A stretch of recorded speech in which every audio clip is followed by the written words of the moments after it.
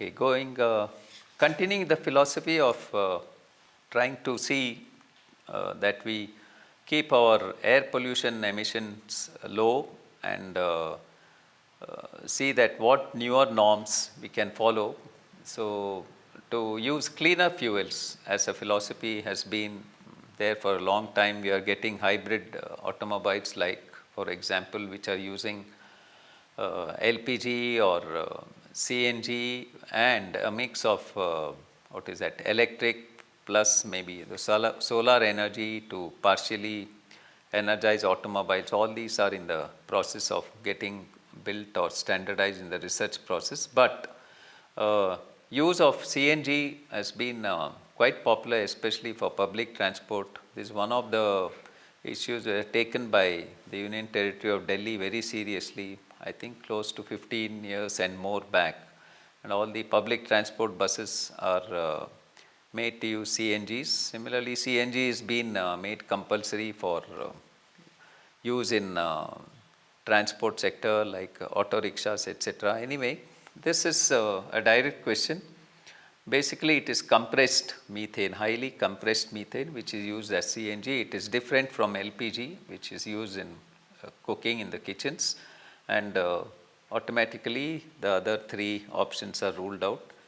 Each of them, of course, are ignitable, but they have different chemical properties, and one of the safer ones, and methane can be produced very easily too.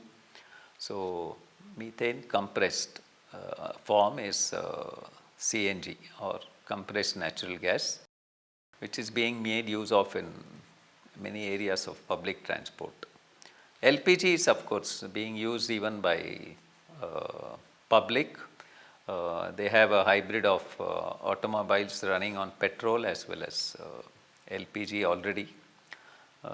CNG is a good option because production of methane is much easier and quite available a lot in nature, and in case methane is there higher in the atmosphere, it becomes a pollutant. So, that is one of the way of cleaning the air by removing methane also. And any process like biodegradable processes, treatment plants, etc., they all produce methane, and all this can be trapped and used as energy.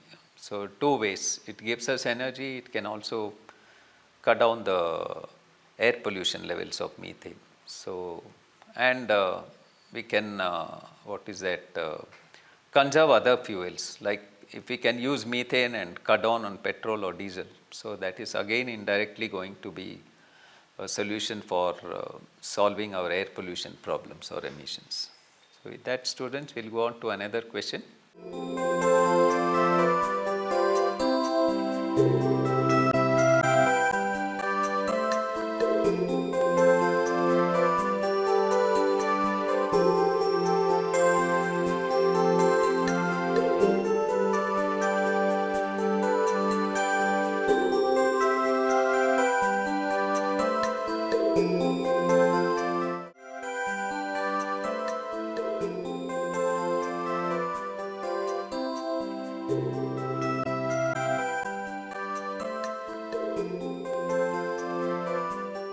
Next question relates to noise pollution levels. The sound level that can damage eardrums permanently, impairing hear abilities of humans, is how much?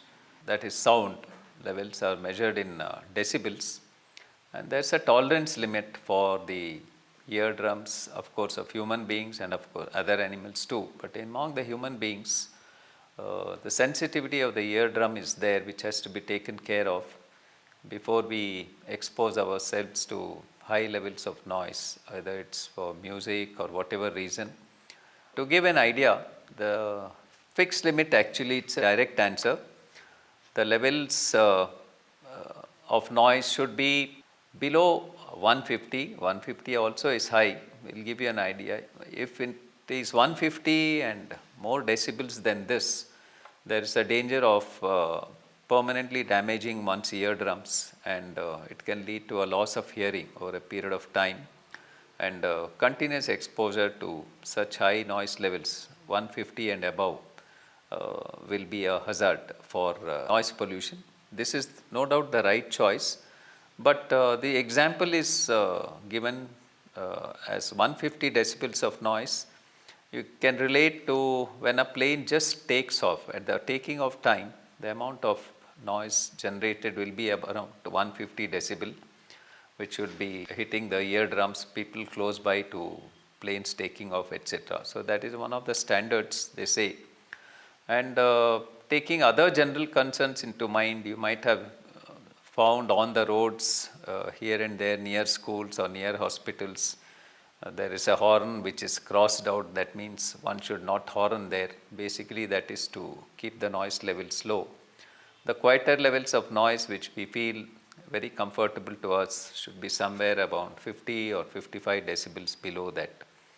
For example, the normal functioning in an atmosphere of the school, if it goes to below 50 decibels, it is the normal noise levels in a hospital. Therefore, especially hospitals inside, the noise levels are very low, as you know, and in earlier days they used to have a lot of open space around the hospitals with trees and maybe greenery, which would all filter these noise levels and keep the noise levels for the patients and people using the hospitals very comfortable.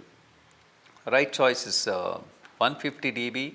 The noise level at that range of exposure will permanently damage the eardrums and cause permanent hearing problems. Therefore, the other choices are automatically ruled out.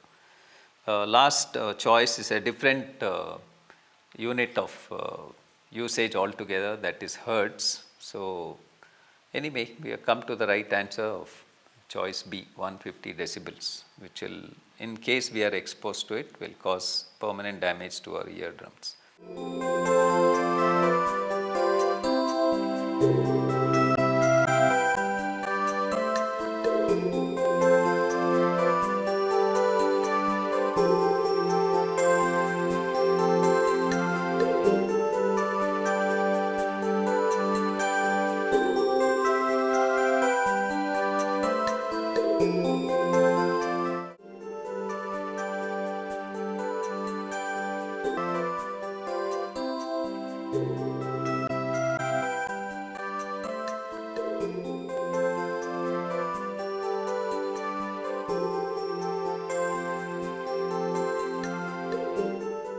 Dear friends, ನೀವು ದಿವಿಗೆ YouTube ಚಾನಲ್ಗೆ subscribe ಮಾಡಿ, ನಿಮ್ಮ ಫ್ರೆಂಡ್ಸ್ಗೂ ಹೇಳಿ, ಇದೇ ಥರ ನೂರಾರು ವೀಡಿಯೋಸನ್ನು ಫ್ರೀಯಾಗಿ ನೋಡಿ.